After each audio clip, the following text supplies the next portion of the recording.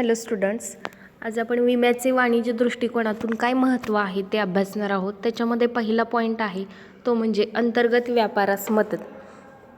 आता वाणिज्य घटकामध्ये कोणते पॉईंट्स येतात किंवा कोणता मुख्य वर्ग आहे तो याच्यामध्ये समाविष्ट आहे, तर तो व्यापार वर्ग, घाऊक व्यापारी असतील, वितरक असतील किंवा उद्योजक असतील यांचा याच्यामध्ये समावेश होतो. आता अंतर्गत व्यापारास कशी मदत होते विम्याद्वारे, तर देशातील अंतर्गत व्यापार विकासात किरकोळ व्यापारी, घाऊक व्यापारी, वितरक असतील यांची महत्त्वाची भूमिका असते. अंतर्गत व्यापारामध्ये भाग घेणाऱ्या आणि मालाचे वितरण करणाऱ्या व्यक्ती आणि संस्थांना सुद्धा विम्याचे संरक्षण लाभल्यामुळे काय फायदा होतो, तर त्यांना त्यांच्या मालाची खरेदी विक्री करणे सुलभ होते. त्याचबरोबर उत्पादनाच्या ठिकाणापासून ते बाजारपेठेपर्यंत एखाद्या मालाची आपल्याला वाहतूक करायची असेल तर ती वाहतूक करत असताना अनेक धोके निर्माण होत असतात. परंतु जर त्या मालाचा विमा घेतलेला असेल त्या व्यापाऱ्याने किंवा उद्योजकाने, तर तो त्या मालाची वाहतूक करत असताना जरी धोका निर्माण झाला तरी त्याच्यामुळे होणारे जे काही नुकसान आहे त्याची भरपाई विमा कंपनीकडून मिळू शकतो. म्हणजे व्यापार वाढीसाठी, उद्योग वाढण्यासाठी, त्याचबरोबर मालाच्या वाहतुकीसाठी आपल्याला विम्याचा फायदा झालेला दिसून येतो. म्हणजेच देशातील अंतर्गत व्यापारासाठी विम्यामुळे मोठ्या प्रमाणात चालना मिळालेली आहे. नंबर 2 तो म्हणजे आंतरराष्ट्रीय व्यापारास मदत. तर आंतरराष्ट्रीय व्यापारामध्ये मालाची आयात निर्यात आपण मुख्यत्वे करून समुद्रमार्गानेच करत असतो. आता समुद्रमार्गाने वाहतूक करत असताना जहाज बुडणे, फुटणे किंवा पाण्यामुळे मालाची नासाडी होणे, जहाजास आग लागणे असे अनेक प्रकारचे धोके निर्माण होतात. किंवा मोठ्या प्रमाणात जी काही वादळे येतात त्याच्यामुळे सुद्धा जहाजाचं मोठ्या प्रमाणात नुकसान होत असते. म्हणजेच आपल्याला आंतरराष्ट्रीय व्यापार करत असताना प्रचंड धोके उद्भवू शकतात. त्याच्यामुळे काय होते की आंतरराष्ट्रीय व्यापार थांबण्याची शक्यता निर्माण होऊ शकते. परंतु या ज्या विमा संस्था आहेत अशा प्रकारच्या सागरी धोक्यांमुळे होणाऱ्या नुकसानीची भरपाई करून देण्यासाठी त्यांनी विविध प्रकारचे विमा योजना आकारलेल्या आहेत किंवा त्या योजनांचा फायदा या व्यापाऱ्यांना सुद्धा होत आहे. आता आंतरराष्ट्रीय व्यापार सुलभपणे चालू राहण्यासाठीच या योजना तयार केलेल्या आहेत. त्यामुळे काय होते, देशाला अन्नधान्य असेल, कच्चा माल असेल किंवा आधुनिक आपल्याला तंत्रज्ञान पाहिजे असेल तर ते आपल्याला या मार्गाने आयात करता येते. म्हणजे जर तुम्ही मालाचा विमा घेतलेला असेल किंवा ज्या जहाजाने तुम्ही वाहतूक करणार आहात त्या जहाजाचा विमा त्या मालकाने उतरवलेला असेल तर आपल्याला आयात निर्यात व्यापार करण्यासाठी याचा फायदा होऊ शकतो. म्हणजे एकूणच विमा हा आंतरराष्ट्रीय व्यापारात सुद्धा मोठ्या प्रमाणामध्ये मदत करतो. नंबर 3 वाहतूक क्षेत्र विकासास मदत. देशाचा सर्वांगीण विकासातील महत्त्वाचा घटक म्हणजे काय आहे, तो म्हणजे वाहतूक क्षेत्र. आता विमा व्यवसायामुळे वाहतूक क्षेत्राच्या विकासास कशी मदत होते, तर वाहतूक क्षेत्रात जमीन, हवाई असेल, समुद्रमार्गाने वाहतूक करणारी वाहने, मोटारी, रेल्वे, विमाने, बोटी असतात, जहाजे असतात, यांना मोठ्या प्रमाणात संकटांना तोंड द्यावे लागते. मग त्या संकटांमुळे त्यांचे मोठ्या प्रमाणात नुकसान होण्याची सुद्धा शक्यता असते आणि या नुकसानीमुळे त्याचा परिणाम हा नेहमी प्रतिकूलच दिसून येतो. परंतु या सर्व वाहतूक साधनांना नैसर्गिक आणि अन्य कारणाने होणाऱ्या नुकसानीची भरपाई देण्याची हमी कोण देत असते, तर एकमेव विमा कंपनी ही देत असते. म्हणजे विविध वाहतूक साधनांना वाहतूक कार्य सातत्याने चालू ठेवता यावे म्हणून विविध प्रकारचे विमा योजना आहेत. वाहतुकीतील धोक्यामुळे वाहतूक साधने असतील, त्याच्यातील माल असेल किंवा वाहतूक भाडे या सर्वांच्या भरपाईची हमी कोण देते, तर विमा कंपनी देत असते. म्हणजे एकूणच वाहतूक क्षेत्राचा विकास होण्यासाठी विम्याची मदत झालेली दिसून येते. नंबर 4 संग्रहण कार्यास मदत. आता बाजारपेठेमधील विविध उद्योगांमधून वस्तूंचे उत्पादन मागणीपूर्वी केले जाते, बरोबर. त्यामुळे उत्पादित मालाचा मोठ्या प्रमाणात उत्पादकांना काय करावं लागतं, तर साठा करावा लागतो आणि ज्यावेळेस बाजारपेठेमध्ये त्या मालाची मागणी येईल त्यावेळेस त्या मालाचा पुरवठा केला जातो. म्हणजे मागणीपूर्वी मोठ्या प्रमाणात उत्पादन केले जाते. मग तयार झालेला जो काही माल आहे किंवा माल तयार करण्यासाठी जो काही कच्चा माल आपण आणून त्याची साठवणूक करत असतो, अशा या संग्रहण ठिकाणाला किंवा त्या गोदामाला आग लागली, भूकंपामुळे त्या ठिकाणचं नुकसान होऊ शकते वादळ आले किंवा चोरी होण्याची शक्यता आहे. या विविध प्रकारच्या धोक्यांपासून मोठ्या प्रमाणात नुकसान पोहोचू शकते. परंतु जर व्यावसायिकाने जो आपण गोडाऊनमध्ये किंवा संग्रहण तुम्ही ज्या ठिकाणी करत आहात त्या ठिकाणाचा त्या मालाचा विमा जर उतरवलेला असेल तर नैसर्गिक आपत्ती किंवा चोरी असेल अशी विविध प्रकारच्या ज्या काही समस्या आहेत किंवा जे काही नुकसान पोहोचू शकतं, धोका निर्माण होऊ शकतो, त्याच्यापासून जर नुकसान झालं तर विमा कंपनी काय करते, त्या तेवढ्या मालाची नुकसान भरपाई ही देत असते. म्हणजे एकूणच आपण संग्रहण ठिकाणाचा विमा घेणे आवश्यक आहे. या संग्रहण कार्याला चालना देण्यासाठी विमा हा उपयुक्त ठरतो. नंबर 5, नफ्याचे नुकसान झाल्यास भरपाई.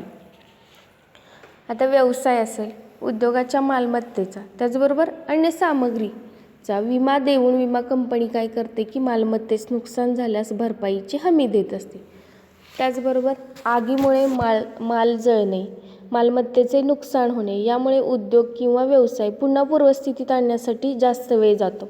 मग अशा वेळी जर उत्पादन व विक्री बंद ठेवावी लागल्यामुळे त्या काळामध्ये व्यावसायिकाचा काय होतो, नफासुद्धा बुडतो. म्हणजे तुम्ही पूर्वीच्या अवस्थेमध्ये व्यवसाय ज्या पद्धतीने होता तसा परत तुम्ही त्या ठिकाणी येऊन पोहोचण्यासाठी बराचसा कालावधी जातो आणि त्या कालावधीमध्ये जर तुम्ही इतर मालाची विक्री केली असती, जर ही आपत्ती आली नसती, एखादं संकट, तर तुम्हाला बराचसा नफा मिळाला असता. म्हणजे तुम्ही पूर्वस्थितीत येईपर्यंत जो नफा आपला बुडालेला आहे त्याची भरपाई करून देण्याची हमी कोण देते, तर विमा कंपनी देत असते. त्याच्यासाठी व्यवसाय मालकाने त्या मालाचा किंवा वाहतूक करत असताना त्या वाहतूक साधनांचा विमा घेणे आवश्यक आहे. म्हणजे जरी समस्या उद्भवली, धोका उद्भवला तरी लगेच त्याला नुकसान भरपाई विमा कंपनीकडून मिळाल्यामुळे, आर्थिक मदत झाल्यामुळे तो आहे त्याच पद्धतीने, आहे त्याच सातत्याने वस्तूचं उत्पादन करू शकतो. म्हणजेच त्याचा नफा काही बुडालेला असेल तर तो सुद्धा विमा कंपनीकडून दिला जातो. म्हणजे नफ्याचे नुकसान झाल्यास त्याची भरपाई आपल्याला विमा कंपनी देत असते.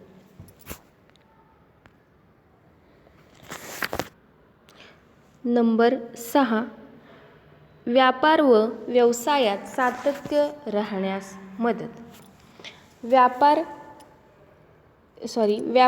व व्यावसायिक कितीही प्रमाणामध्ये मालाची खरेदी विक्री किंवा उत्पादन ने-आण करू शकत असले तरी ते कोणामुळे करतात, तर विमा कंपनीच्या संरक्षणामुळे करत असतात. म्हणजे व्यवसायाच्या ठिकाणी किंवा प्रवासामध्ये मालास नुकसान पोचले तर त्याची भरपाई विमा कंपनी देते. त्यामुळे व्यापाऱ्यांना, व्यावसायिकांना धोक्याविषयी कोणत्याही प्रकारची चिंता दिसून येत नाही आणि ते नेहमीच्या पद्धतीने, आहे त्याच क्रमाने, आहे त्याच स्पीडने आपल्या वस्तूंचं उत्पादन करू शकतात. म्हणजे जरी धोका निर्माण झाला वाहतुकीत किंवा वस्तू उत्पादन करत असताना कर्मचाऱ्यांना काही अपघात झाला, अपंगत्व आलं तरी त्याची भरपाई विमा कंपनीकडून मिळत असल्यामुळे ते आहे त्याच पद्धतीने सातत्याने आपले काम चालू ठेवत असतात. म्हणूनच व्यापार व व्यवसायामध्ये सातत्य राहण्यासाठी विम्याचा फायदा होतो. नंबर 7, कर्जे व ठेवींना सुरक्षितता. आता विमा व्यवसायामुळे धनको देत असलेल्या कर्जांना आणि ठेवीदार बँकेत ठेवत असलेल्या ठेवींना सुद्धा सुरक्षितता प्राप्त झालेली आहे. म्हणजेच धनकोला ऋणकोचा विमा घेता येत असल्याने ऋणकोस मृत्यू आला किंवा कर्ज फेडण्यास असमर्थ ठरला तर त्यामुळे धनकोच्या होणाऱ्या नुकसानीची भरपाई विमा करतो. म्हणजे आपण एखाद्याला कर्ज दिलेलं आहे, बरोबर, आणि त्या समोरच्या व्यक्तीने आपल्या कर्जाची परतफेड केलेली नाही, तर जर त्या धनकोने त्याचा विमा उतरवलेला असेल, त्या ऋणकोचा जो आपल्याला पैसे देणार आहे तो, आणि त्याने जर आपलं कर्ज परतफेड केलं नाही तर विमा कंपनी आपल्याला ती रक्कम स्वतः देते आणि ऋणको म्हणजे जो व्यक्ती देणार होता त्याच्याकडून कायदेशीर पद्धतीने वसुली करत असते. म्हणजे त्यामुळे काय झालेलं आहे, कर्जांना एक प्रकारची सुरक्षितता प्राप्त झालेली आहे किंवा बँकेमध्ये लोकांनी ज्या ठेवी ठेवलेल्या आहेत त्यांनासुद्धा एक प्रकारे सुरक्षितता विम्यामुळे प्राप्त झालेली आहे. त्यामुळे ठेवींमध्ये वाढ झालेली दिसून येते आणि उद्योग व्यापारांमध्ये सुद्धा कर्ज पुरवठा करण्यासाठी मदत करण्याची क्षमता वाढलेली आहे. नंबर 8, नोकर वर्गाच्या प्रामाणिकपणाची विम्याद्वारे हमी. बाजारपेठेमध्ये कार्य करणाऱ्या लहान किंवा मोठ्या व्यापार व व्यावसायिक संस्थांना नोकर वर्गाची गरज असते. नोकरांशिवाय आपण कोणतेही काम करू शकत नाही. भले आपल्याकडे तंत्रज्ञान असेल, मशिनरी असेल, तरी त्याच्यासाठी चालवण्यासाठी नोकर वर्गाची आवश्यकता असते. पण प्रत्येक नोकर वर्ग हा प्रामाणिक असेलच का असे सांगू शकत नाही, कारण ती व्यक्ती आपल्या घरातली आहे का नाही, ती बाहेरची आहे. मग एखाद्या नोकर वर्गाने अप्रामाणिकपणा दाखवला, पैशांची अफरातफर केली, मालाची अफरातफर केली, बरोबर, तर ते पैसे वसूल करण्यासाठी किंवा एखाद्या ठिकाणाहून तो पैसे वसूल करून आणण्यासाठी गेला असेल आणि त्या नोकरानेच अप्रामाणिकपणा दाखवला, त्या पैसे आपल्याला पोहोचवले नाहीत व्यवस्थित, तर त्याने जो अप्रामाणिकपणा दाखवलेला आहे त्याच्याबद्दल, बरोबर, म्हणजे थोडक्यात त्या व्यावसायिकाचं नुकसान झालेलं आहे त्याची भरपाई कोण देणार आहे, तर विमा कंपनी देणार आहे. त्याच्यासाठी व्यावसायिकाने किंवा व्यापाऱ्याने त्या नोकराचा प्रामाणिकपणाचा विमा घेण्याची आवश्यकता आहे. म्हणजे त्याने अप्रामाणिकपणा दाखवला तर त्याची भरपाई विमा कंपनीकडून त्या व्यावसायिकाला मिळू शकते. त्यामुळे काय होते की अप्रामाणिक नोकरामुळे होणाऱ्या नुकसानीची शक्यता कमी होण्यासाठी मोठ्या प्रमाणात मदत झालेली दिसून येते. नंबर 9, चोरी व घरफोडीमुळे होणाऱ्या नुकसानीची भरपाई. वाणिज्य क्षेत्रामधील व्यापार केंद्रे, दुकाने, व्यवसाय, गोडाऊने, बँका इत्यादी ठिकाणी चोरीमुळे किंवा घरफोडीमुळे पैसे असतील, मौल्यवान वस्तू असतील किंवा काही दस्तऐवज असतील, चोरी झाल्यामुळे मोठ्या प्रमाणात नुकसान होऊ शकते. विमा कंपन्या काय करतात, या चोरी झाल्यामुळे किंवा घरफोडीमुळे होणाऱ्या नुकसानीची भरपाई करून देण्याची हमी देत असतात. त्यामुळे वाणिज्य क्षेत्राच्या विकासामध्ये एक प्रकारची मोठ्या प्रमाणात मदत झालेली दिसून येते. नंबर 10, वाणिज्य क्षेत्रात आर्थिक प्रेरणा. विमा व्यवसायाद्वारे वाणिज्य क्षेत्रातील विविध घटकांना मालमत्ता व संपत्तीचे नुकसान, नफ्याचे नुकसान, चोरी व घरफोडीमुळे होणारे नुकसान इत्यादींची भरपाईची हमी दिली जाते. म्हणजे या ठिकाणी कोणत्याही प्रकारे नुकसान झालं, थोडक्यात नफ्याचं नुकसान झालं किंवा घरफोडीमुळे, तर त्याची भरपाई करून देणार अशी हमी विमा कंपनी देत असते. त्यामुळे व्यवसाय कार्य पुढे चालू ठेवण्यासाठी मोठ्या प्रमाणात मदत झालेली आहे. तसेच विमा व्यवसायात विमा हप्त्याच्या रूपाने दरवर्षी कोट्यवधी रुपये गोळा होत असतात. म्हणजे प्रत्येक महिन्याला असेल, 6 असेल, प्रत्येक विमेदार विमा हप्ता हा जमा करत असतो. त्याच्यातून मोठा एक निधी तयार होतो आणि त्याची विमा व्यवसायाद्वारे कंपन्यांचे भाग असतील, कर्जरोखे असतील किंवा सरकारी कर्जरोखे यामध्ये गुंतवणूक केली जाते, बरोबर. म्हणजे सरकारचे काही कर्जरोखे असतील तर विमा कंपनी खरेदी करत असते आणि विमा संस्था भाग विमा देण्याचे कार्यही करतात. त्याचबरोबर गृहनिर्माण योजना, शेती, पाणी पुरवठा, वीज पुरवठा, विविध भुयारी गटार योजना असतील इत्यादीसुद्धा कार्यांना विमा कंपनी आर्थिक मदत करत असते. आणि वाणिज्य क्षेत्राच्या विकासासाठी आवश्यक प्रेरणा देण्याचे कार्य ही विमा कंपनी किंवा विमा संस्थाच करीत आहे. अशा प्रकारे आपण वाणिज्याच्या दृष्टिकोनातून विम्याचे काय काय महत्त्व आहे, कोणकोणत्या उद्योगांना, व्यावसायिकांना याचा कशा पद्धतीने उपयोग होतो हे पाहिलेले आहे.